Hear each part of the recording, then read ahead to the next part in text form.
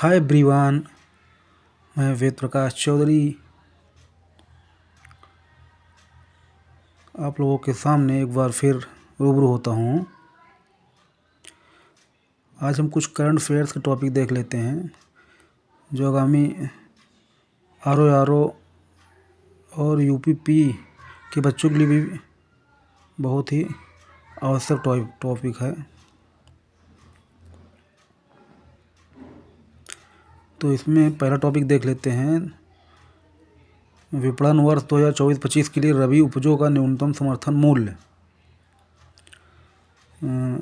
अभी हाल ही में विपणन वर्ष 2024-25 यानी फसली वर्ष 2023-24 की रबी उपजों के लिए न्यूनतम समर्थन मूल्यों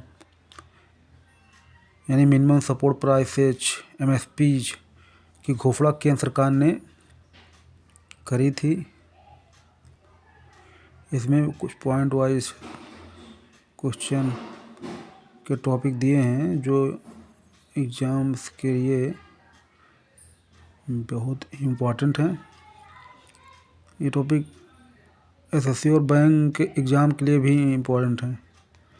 जनरल स्टडीज़ में करंट अफेयर्स बहुत ही महत्वपूर्ण भूमिका निभाते हैं क्योंकि हम देखते हैं कि चाहे वो UPPSC लोक सेवा आयोग से जो एग्ज़ाम होते हैं ROR या PCS के लिए या फिर वनडे एग्ज़ाम के लिए भी करंट अफेयर्स बहुत महत्वपूर्ण भूमिका निभाता है। तो इसी कड़ी में एक बार फिर टॉपिक को दोहराते हुए देख लेते हैं पॉइंट वाइज मैटर। विपणन वर्ष 2024-25 फसली वर्ष 2023-24 की रबी उपजों के लिए न्यूनतम समर्थन मूल्यों MSPs की घोषणा केंद्र सरकार ने 19 अक्टूबर 2023 को करी थी। विपणन वर्ष 2024-25 के लिए गेहूं का न्यूनतम समर्थन मूल्य 2125 रुपये प्रति कुंटल से बढ़ाकर 2275 रुपये प्रति कुंटल निर्धारित किया गया है। इस प्रकार गेहूं के मूल्य में 150 रुपये प्रति कुंटल की वृद्धि MSP में की गई है।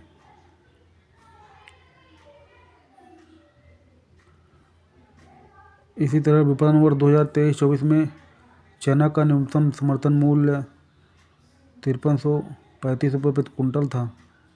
2024-25 में इसकी उत्पादन लागत रुपया 3400 प्रति क्विंटल पर 60% प्रतिफल प्रदान करते हुए इसका नया समर्थन मूल्य 2024-25 के लिए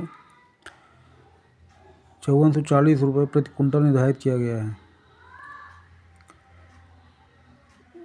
अगली फसल जौ को देख लेते हैं जो उत्पादन लागत 2024-25 में रुपया 1158 प्रति कुंटल आकी गई है। इस पर 60% का प्रतिफल प्रदान करते हुए विपणन वर्ष 2024-25 के लिए इसका न्यूनतम समर्थन मूल्य 1850 रुपये प्रति कुंटल निर्धारित किया गया है। यह वर्ष 2023-24 के MSP की तुलना में 115 रुपये प्रति कुंटल अधिक है। अगली फसल जिसमें दलहनी फसल है और वह महत्वपूर्ण दलहनी फसल मसूर है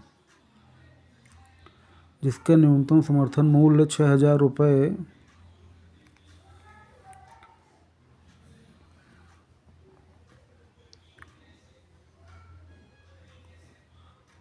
प्रति कुंटल से बढ़ाकर 6425 रुपये प्रति कुंटल कर दिया गया है। इस प्रकार मसूर में सबसे अधिक 425 रुपये प्रति कुंटल की वृद्धि की गई है। यह इसकी कॉस्ट लागत 3405 रुपये प्रति कुंटल पर 89% का प्रतिफल किसानों को प्रदान किया जाएगा। यानी मसूर में सबसे अधिक 425 रुपये प्रति कुंटल की वृद्धि की गई है। ये इम्पोर्टेंट एग्जाम के दृष्टिकोण से मसूर वाला टॉपिक।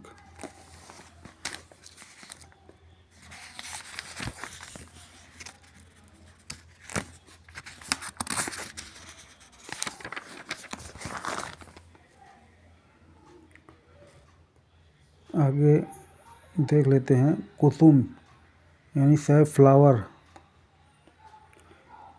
जिसके न्यूनतम समर्थन मूल्य में 150 रुपये प्रति कुंटल की वृद्धि करते हुए इसे रुपया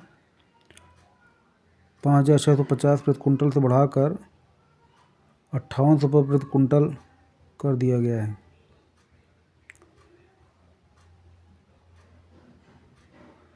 इसकी लागत पर 52% का प्रतिफल किसानों को मिलेगा। अगली फसल है रेपसीड एवं सरसों। इसके न्यूनतम समर्थन मूल्य को रुपया 5450 प्रति कुंटल से बढ़ाकर 2024-25 के लिए 5650 प्रति कुंटल कर दिया गया है। यानी रेपसीड एवं सरसों के न्यूनतम समर्थन मूल्य को 5450 रुपये प्रति कुंटल से बढ़ाकर 2024-25 के लिए 5650 रुपये प्रति कुंटल कर दिया गया है। इसकी उत्पादन लागत 2855 प्रति कुंटल आकी गई है। इसकी उत्पादन लागत 2855 रुपये प्रति कुंटल आकी गई है। 2024-25 के लिए न्यूनतम समर्थन मूल्य में सर्वाधिक 425 प्रति कुंटल की वृद्धि मसूर तथा 200 रुपये प्रति कुंटल की वृद्धि रेपसीड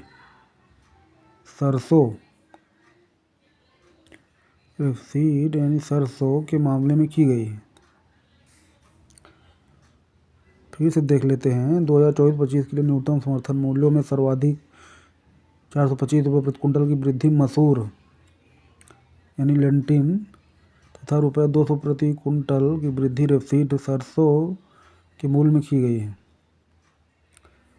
इसी तरह अगली दलहनी फसल चना के न्यूनतम समर्थन मूल्य में सबसे कम 150 प्रति क्विंटल की वृद्धि की गई है। वहीं जौ व गेहूँ जो कि खाद्यान्न फसलें हैं के न्यूनतम समर्थन मूल्य में क्रमशः 115 रुपये व 150 रुपये प्रति कुंटल की वृद्धि की गई है। कितना? 115 व 150 रुपये प्रति कुंटल।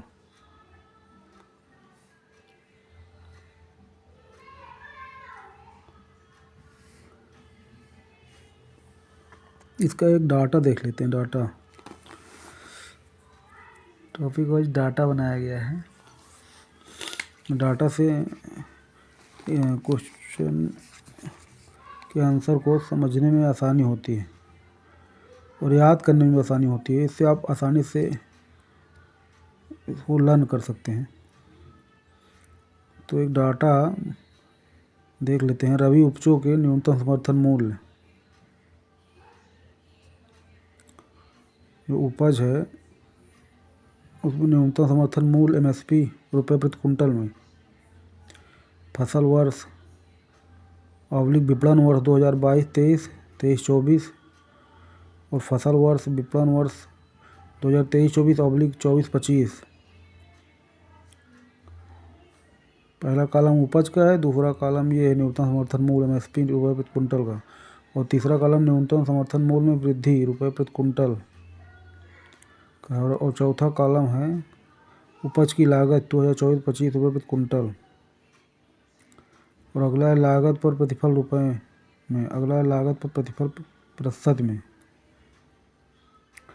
ये रबी उपजों के न्यूनतम समर्थन मूल्य हैं। ये रबी उपजों के तो फसलों में देख लेते हैं। पहला गेहूँ, इसको फिर एक बार से देख लेते हैं जिससे आपका क्वेश्चन अगर एग्ज़ाम में जो आएगा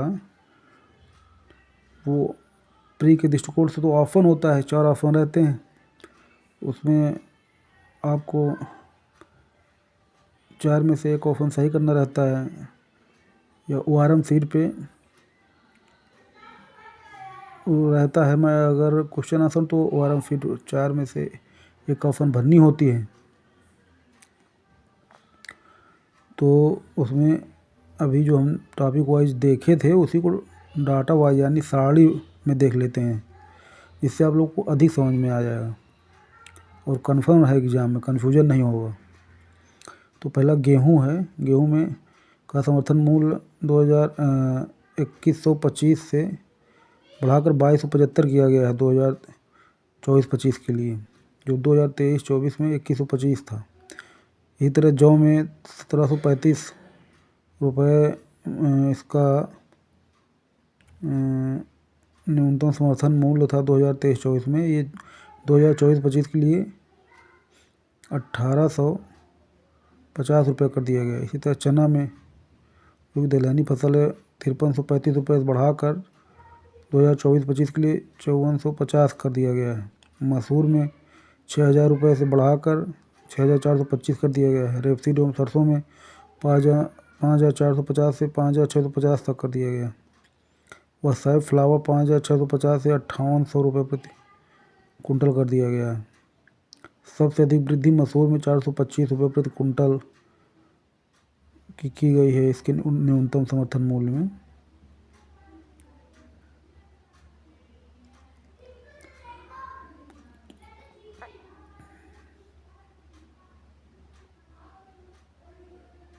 वहीं लागत प्रतिशत देखें तो सबसे अधिक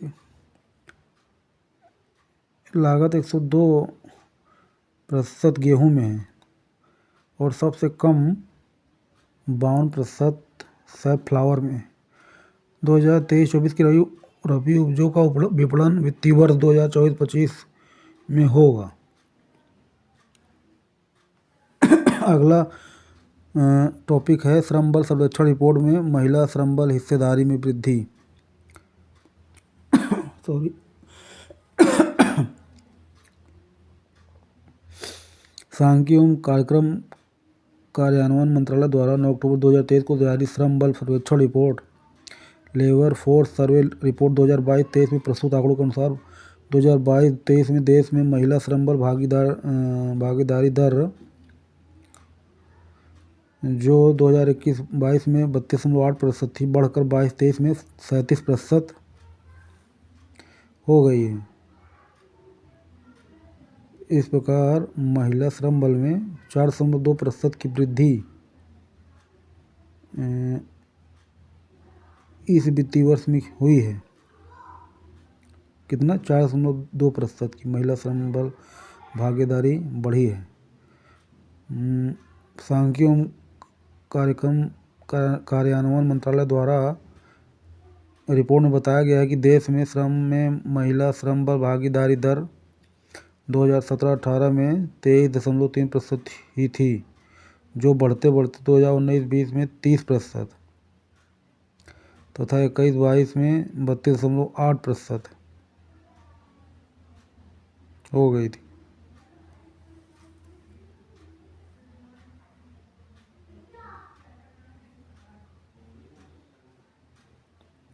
महिला जीवन में जुड़े विभिन्न पहलुओं तथा लड़कियों की शिक्षा, कौशल विकास, उद्यमिता, सुविधा व कार्यस्थल पर सुरक्षा आदि के मामलों में सरकार द्वारा उठाए गए कदमों के चलते भारत में श्रम भागीदारी के मामले में नारी शक्ति ने नया मुकाम हासिल किया है।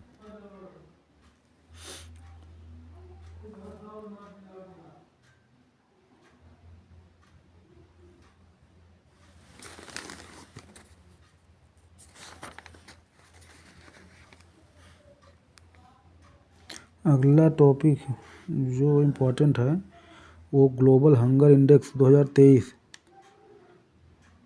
जो कि विश्व में भूख की स्थिति को मापने का एक इंडेक्स है।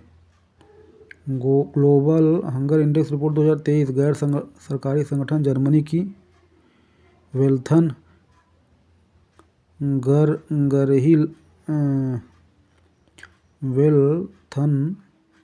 गरहिल्फी की और आयरलैंड की कंसेरू वर्ल्ड वाइड द्वारा 12 अक्टूबर 2023 को जारी की गई। इस गैर सरकारी संगठन जो है जर्मनी की, इसका एक बार नाम फिर देख लीजिए, वेल्थन गरहिलाइफ और आयरलैंड की कंसेरू वर्ल्ड वाइड द्वारा 12 अक्टूबर 2023 को जारी की गई। तो दुनिया के 125 देशों वाले इस सूचकांक में भारत की स्थिति बहुत ही दयनीय है। भारत 125 देशों में 111वें स्थान पर है। यानी भूख की स्थिति भारत में बेहद ख़राब है। हालांकि भारत की पॉपुलेशन भी लगभग 1 अरब 40 करोड़ से अधिक है, तो उस लिहाज से बहुत ख़राब डाटा नहीं कहा जा सकता। इतनी आबादी के भरण पोषण के लिए सरकार को बहुत सारे प्रयास करने पड़ते हैं। इससे पूर्व 2021 में 128 देशों के हंगर इंडेक्स में भारत का 101वां स्थान तथा 2022 में 121 देशों में 107वें स्थान पर था भारत। इस सूचकांक में भारत की स्थिति अपने पड़ोसी देशों से भी बदतर है। केवल अफगानिस्तान ही भारत से इस सूचकांक में नीचे है। यानी अपने पड़ोसी देशों में सिर्फ अफगानिस्तान ही भारत से नीचे है, जिसकी रैंकिंग 114वीं है, 114। ये का डाटा देख लेते हैं पड़ोसी देशों का। श्रीलंका की 60वीं रैंकिंग है, म्यांमार की 72वीं, नेपाल की 69 यानी 69वीं, बांग्लादेश की 81वीं, पाकिस्तान 102, भारत 111वीं व अफगानिस्तान 114वीं। 136 देशों के लिए भूख की स्थिति का मूल्यांकन इस वर्ष की रिपोर्ट में किया गया है, किंतु अपर्याप्त आंकड़ों के चलते 125 देशों के लिए रैंकिंग का निर्धारण किया गया है।